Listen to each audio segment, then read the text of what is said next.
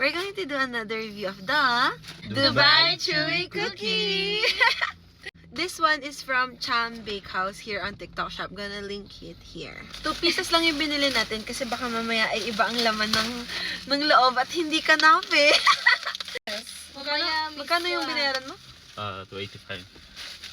So expensive. Uy! Rate the packaging.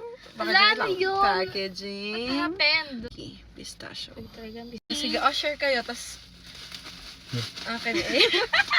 Ganda yung packaging kasi makapal. Medyo lumabas-labas lang yung mga cocoa powder. How about the size? Okay naman. Malaki. Parang mas malaki siya kaysa dun sa mga natikman namin previously malaki siya. Mas malaki siya kaysa sa Pastry Project at saka Drus Bros. Ano, malaki nga. Mabigat pati. Oo, mabigat siya. Oo. Ooh. Wow. Parang kapal ng coco. Pwede. Oo nga. Okay. Unang kagat, marshmallow agad. Yum. Mm. Yum? Oh, it looks good. Okay. Balik ang sa akin yung cocoa powder. Mmm.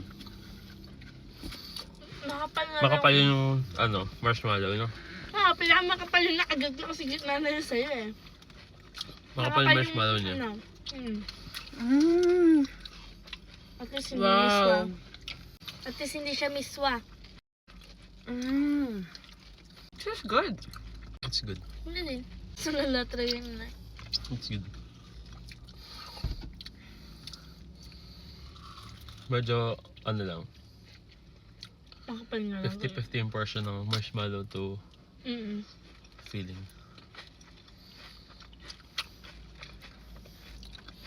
Pag gusto nyo na makapal na marshmallow, you choose this. Mas makapal yung cocoa powder na sa Pastry Project.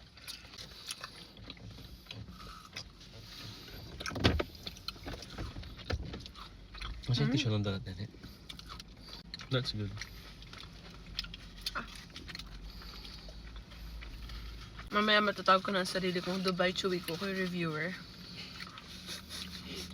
Ang kakatawa, malaki-laki ito ng kaunti. Sabihin natin ganun nun ba? Kakaliit lang noon. Parang ganito lang. Wait lang. Ganyan lang siya kalaki lang.